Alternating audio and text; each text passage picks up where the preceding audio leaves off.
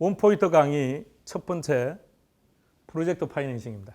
출제 빈도 높습니다. 근데 이게 금융 파트에 있는 건데 금융 전체 파트에서 볼륨이 적어요. 그래서 이거는 우리가 정규 진도를 나갈 때 가볍게 이렇게 여러분들이 생각하는 영역들이 많아서 자, 원포인트 강의로 한번 진행해 봅시다. 자, 프로젝트 파이낸싱입니다. 개발업자 갑돌이가 이번에 신도시 개발 사업을 땄답니다. 특징, 대규모라는 거죠. 대규모 개발 사업이라는 말, 첫 번째 대규모 사업이라는 것. 그럼 어떤 특징이 있죠? 그렇죠. 공사 기간이 장기라는 것. 많은 자금이 소요되죠. 많은 자금이. 자, 그래서 개발업자가 은행을 찾아가서 대출을 받아서 개발 사업을 하면 좋은데 만일에 사업이 잘못되었을 때 문제와 두 번째, 만약 개발업자가 대출을 받을 수 있는 여건이 안 된다면 결론 개발 사업을 못 하는 거죠. 그래서 별도의 페이퍼 컴퍼니를 하나 만들어냅니다. 이 회사가 프로젝트 파이낸싱입니다. 자, 페이퍼 컴퍼니입니다. 자, 그럼 이 프로젝트에서 은행을 찾아가는 거죠. 은행을 찾아가서 대출을 받는데 프로젝트의 특징이 별도의 담보가 있는 게 아닙니다. 사업성이 담보라는 거죠.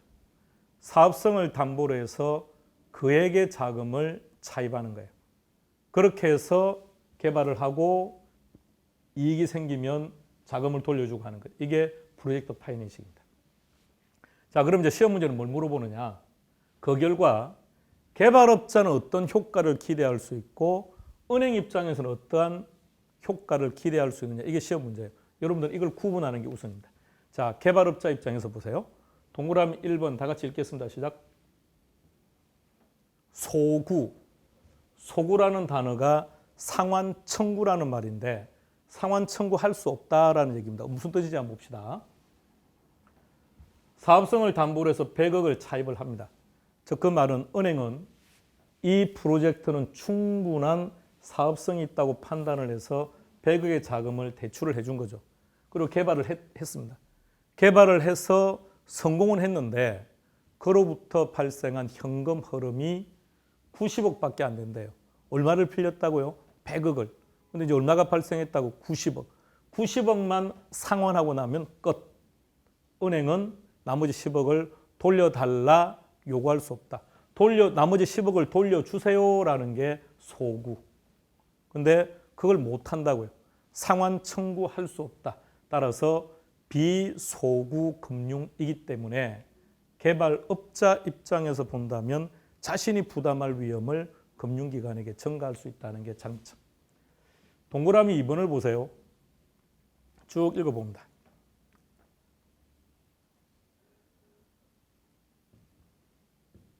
차입을 했다 그랬죠. 그럼 이 돈은 어떤 장부의 부채로 기록이 남을까요? 프로젝트입니다. 여기서 중요한 거는 프로젝트와 개발업자는 완전히 독립된 개념이에요.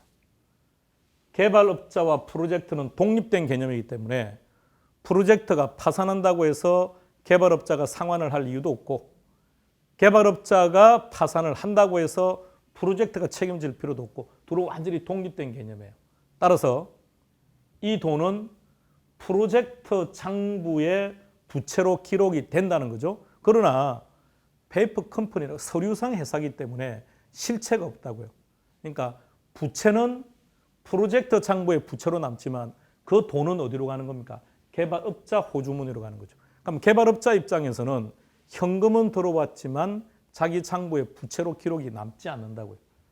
장부 외적으로 장부에는 부채로 기록이 남지 않는다고요. 그걸 부의 금융. 따라서 또다시 개발업자가 대출을 하고자 할 때 이것이 대차 대조표의 부채로 계상되지 않기 때문에 계산해서 기록한다는 뜻입니다. 오타가 아니고요. 계산해서 기록할 계상이라 그래요. 따라서 또다시 대출을 받고자 할 때 아무런 영향을 미치지 않는다. 자, 그러면 동그라미 1번, 2번을 통해 딱 기억해요. 비소구 금융이고 부의 금융인데 중요한 거는 이것이 누구 입장에서의 경제적 효과인지를 잘 기억하세요. 그리고 3번을 보세요. 사업주 신용이 불량하다고 하더라도 프로젝트의 수익성만 좋다면 얼마든지 대출을 받을 수 있다는 거죠. 다시 표현하면 은행에서 대출을 해줄 때 이 대출은 개발업자를 보고 대출을 해주는 게 아니라는 겁니다. 프로젝트를 보고 대출을 하는 것이기 때문에 개발업자가 상태가 안 좋다, 즉 신용 상태가 나쁘다고 하더라도 사업성만 좋다면 얼마든지 개발 사업을 할 수 있다는 게 장점. 자, 그런데 은행 입장에서 보세요. 은행 입장에서는 위험 부담이 너무 큰 거 아닌가요? 그런데 왜 구태여 대출을 할까요? 오케이, 수익성이 높다는 얘기입니다. 아울러서 최근에 시험 문제는 어떤 거냐면 이런 것들이 시험 문제입니다. 은행 입장에서 본다면 위험은 크지만 수익성이 높습니다라고도 중요한데 이제 은행의 위험을 줄이는 게 목적이라고요. 자, 그래서 이런 방법들이 최근에 시험 문제입니다. 동그라미 1번 에스크로 계정을 만들어냅니다. 어떤 거냐면 자, 100억의 자금을 차입 대출을 해준다 그랬죠. 그럼 은행에서 100억의 금액을 대출해 주기로 결정을 했다고 해서 100억을 일시에 주지는 않는다고요. 별도의 에스크로 계정이 하나 만들어집니다. 그리고 이 에스크로 계정은 은행에서 관리하는 거예요. 은행에서. 그래서 사업이 진척될 때마다 돈이 빠져나가요. 30% 진척되었다 돈이 빠져나가고 50% 진척되었다 돈이 빠져나가기 때문에 그렇기 때문에 은행 입장에서 보게 되면 자금이 일시에 빠져나가서 그 돈이 다른 용도에 이용됨으로 인해서 사업이 잘못될 위험을 줄일 수 있다는 겁니다. 두 번째 보세요. 자, 나머지 내용들은 일일이 암기를 하지 마시고 이렇게 보시면 돼요. 은행은 그럼 어떻게 하면 위험 부담을 줄일까?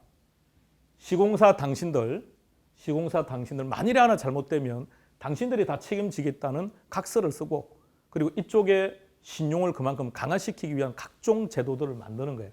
그래서 시공사 책임 준공의 의무 부담을 증가시킨다든지 시공사의 신용 보강을 요구한다든지 얘네들이 추가적인 출자를 한다든지 그러니까 전체적인 내용은 은행의 위험을 피하기 위해서 시공사들에게 책임을 증가시킨다는 얘기입니다. 시험 보면 이 범위를 안 벗어나요. 자, 문제 하나 풀어봅시다.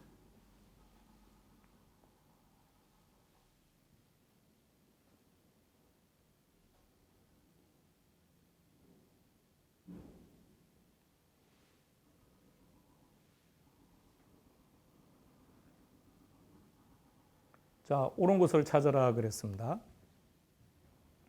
1번. 프로젝트 금융의 상환 재원은 사업주의 모든 자산을 기반으로 한다. 아니었죠. 뭘 기반으로 했습니까? 프로젝트죠. 프로젝트에서 발생한 수익성을 가지고 근거로 하는 거죠. X.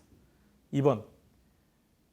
사업주 재무 상태표에 부채라 표시되지 않는다. 그걸 뭐라 했습니까? 부외 금융 그랬죠. X. 3번으로 갑니다. 해당 프로젝트가 부실화 되더라도 대출기관, 은행이죠. 은행의 채권 회수에는 영향이 없다. 자, 해당 프로젝트가 부실화되면 은행 입장에서 그만큼 자금 회수에 문제가 발생하겠죠. 따라서 X. 4번.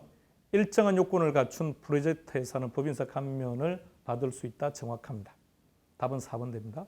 표현이 잘못됐습니다. 답은 4번입니다. 5번으로 갑시다.